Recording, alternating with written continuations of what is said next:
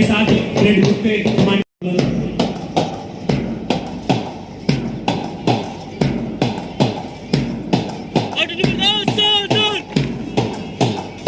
उन वीर शहीदों, अमर शहीदों को याद करते हुए उनके सम्मान में पंक्तियां पढ़ना चाहूंगा।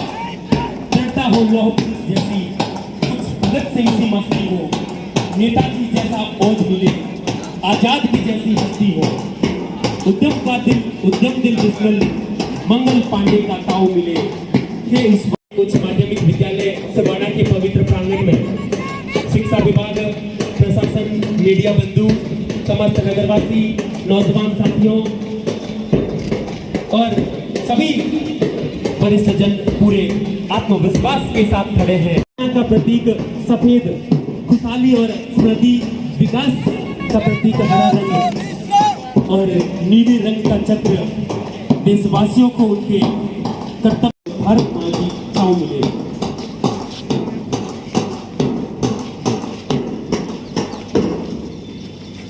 राष्ट्रीय ध्वज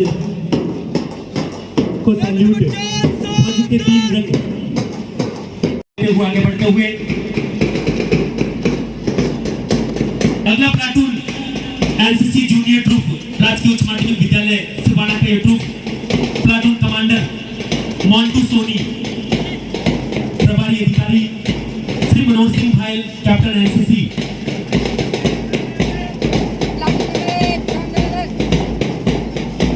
एनसीसी प्लाटून राजकीय उच्च माध्यमिक विद्यालय सिवाना, प्लाटून कमांडर महेंद्र कुमार। के बाद अगला प्लाटून एनएसएस प्लाटून राजकीय उच्च माध्यमिक विद्यालय सिवाना, प्लाटून कमांडर बलवंत सिंह, प्रभारी अधिकारी श्री गिरधारी राम गर्ग के नेतृत्व में आगे बढ़ रहा है।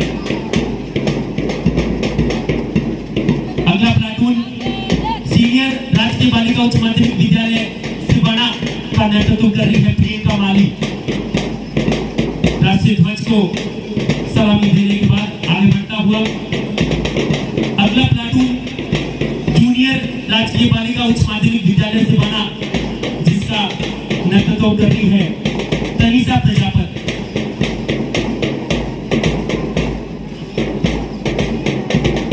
अगला platoon Rajubal Niketan senior secondary Siwana, platoon commander Lokendra Singh Bhati. अगला प्लाटून आदर्श बाल माध्यमिक विद्यालय, जिसका नेतृत्व कर रहे हैं नकुल सिंह ढोलेसा। अगला प्लाटून महात्मा गांधी विद्यालय संख्या 1, प्लाटून कमांडर देवनाथ के नेतृत्व में आगे बढ़ रहा है। नेक्स्ट एसबीसी राजकीय उच्च माध्यमिक विद्यालय सिवाना, जिसका नेतृत्व कर रहे हैं मनीष माली। उसके बाद मेरा मैदान महात्मा गांधी विद्यालय सिवाना, जिसका नेतृत्व कर रहे हैं मनीष कुमार भील। उसके बाद राजस्थान पब्लिक स्कूल सिवाना, जिसका नेतृत्व कर रहे हैं लक्ष्मण माली। और सबसे अंतिम प्लाटून गायत्री विद्या मंदिर सिवाना, जिसका नेतृत्व मुकेश कुमार राष्ट्रीय ध्वज को सलामी देने के बाद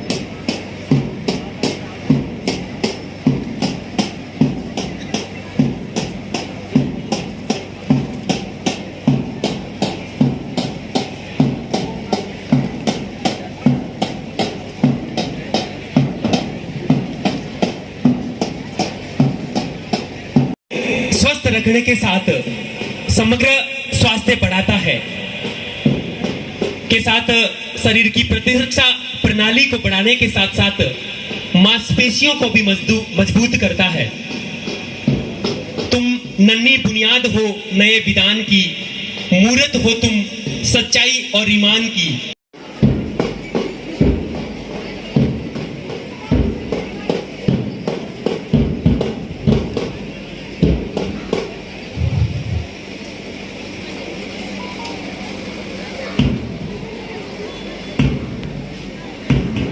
हृदय में प्रेम का वास रखना, मासूम बच्चों को आसपास रखना, जिंदगी आसान हो जाएगी दोस्तों, बस बचपन हमेशा याद रखना।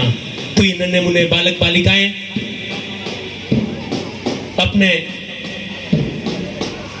उत्साह और जोश इन सबका न सिर्फ प्रशंसनीय है, निश्चित रूप से भारत माता खुद आशीर्वाद दे रही होगी, हमारे इन नन्हे मुन्ने बच्चों को नमन करती होगी और सोचती होगी कि यही देश प्रेम। मनरेगा एवं राज्य सरकार की विभिन्न योजनाओं में 1100 रुपए का पारितोषिक अपने हाथों से देना चाह रही है। मैं मैडम से भी देना चाहूंगा, सतीश सांकला को भी doctor Sonam Meena biology lecturer की तरफ से के लिए जोरदार तालियां बजा करके इनका हौसला अफजाई करें। परीक्षा 12वीं की कृषि विज्ञान में पेड़ नहीं होंगे तो सोचो तुम कैसे जी पाओगे, बात जरूरी समझ लो भैया वरना कल पछताओगे। पेड़ नहीं होंगे तो सोचो तुम कैसे जी पाओगे, इनसे अपना रिश्ता जोड़ो, इनसे अपना रिश्ता जोड़ो, दूरी नहीं बनाओ। पेड़ बचाओ भैया पेड़ लगाओ, पेड़ बचाओ भैया पेड़ लगाओ।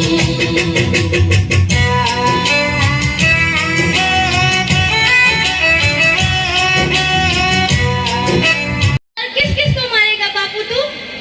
जिस घर में तेरी माँ की एक ना चली तो तेरी क्या चलेगी? और जो जुबान तू यहाँ पे चला रही ना, अपने ससुराल में मत चलाइयो वरना जिंदा जला डालेंगे तुझे। बापू, हे भगवान, एक बेटा ही तो मांगा था और क्या दे दिया ये? घर का दीपक होता है बेटा, दीपक। माना लड़के घर के दीपक होते हैं बापू, लेकिन रोशनी हम लड़कियां भी कम नहीं देती। मुझसे जुबान मत लड़ा और मेरी बात कान खोल के सुन ले। कल रिश्ते वाले आ रहे हैं, तैयार हो जाना। जा यहाँ से।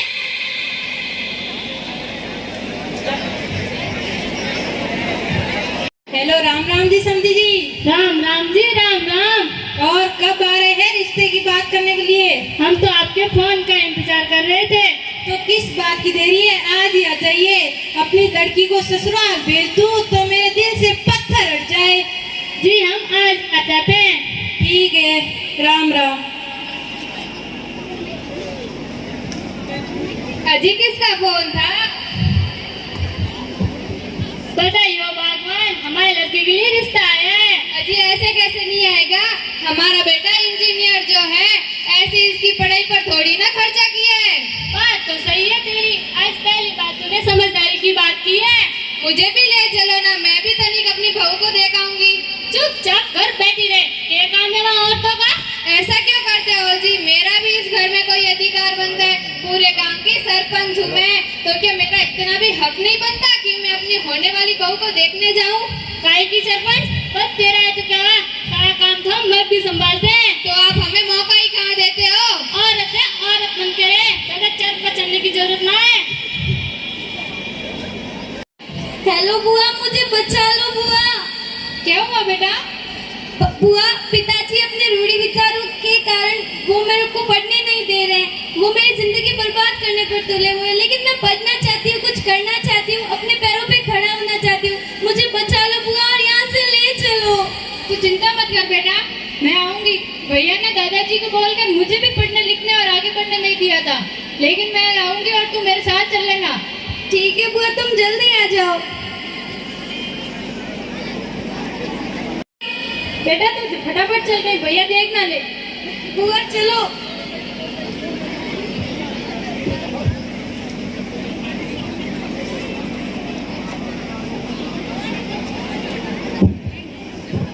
अरे राम राम जी समधी जी, राम राम। राम राम, राम राम। आइए बैठिए लड़की को बुलाइए। जी जी अभी बुलाता हूँ। मन्नू, ओए मन्नू, कहाँ भाग गए मन्नू? ओए मन्नू। समधी जी हमारी बेटी घर में कहीं नहीं मिल रही है, मुझे माफ कर दीजिए। मिल नहीं रही है? मतलब क्या आपका? जब आपकी बेटी के ऐसे ही गुण थे तो हमें बुलाया ही क्यों था? हमें नहीं करना है रिश्ता। देख मोनिका, ये वाला सवाल यहाँ पर करना है तुझे। ठीक है, मैं ही कर लूंगी।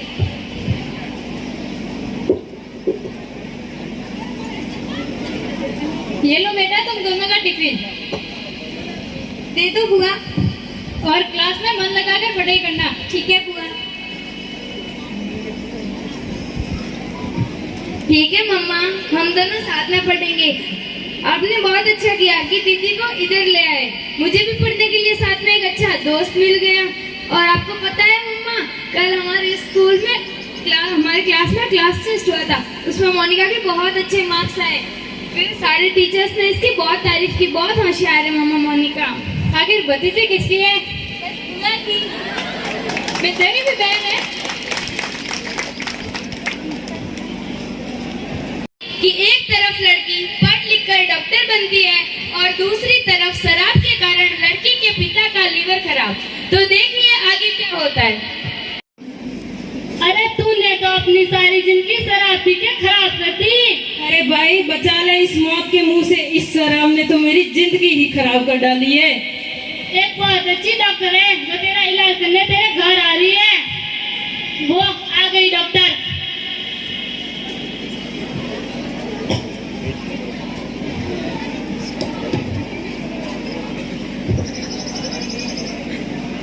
बेटी वैसे तो मुझे धुंधला दिखाई दे रहा है, पर तेरा चेहरा कहीं पहचाना पहचाना लग रहा है। कहाँ से आई है बेटी? पहचाना नहीं बापू, आपकी तो बेटी हूँ जिसे आपने पढ़ने से रोका था। लेकिन मेरी बुआ की बदौलत मैंने ये पद हासिल किया है। मुझे माफ कर दे बेटी, मुझसे बहुत बड़ी भूल हो गई है। माफी नहीं बापू, वचन चाहिए आपसे और प्रत्येक उस पिता से जो ये मान के चलते हैं कि बेटियां सिर्फ रसोई तक ही सीमित है।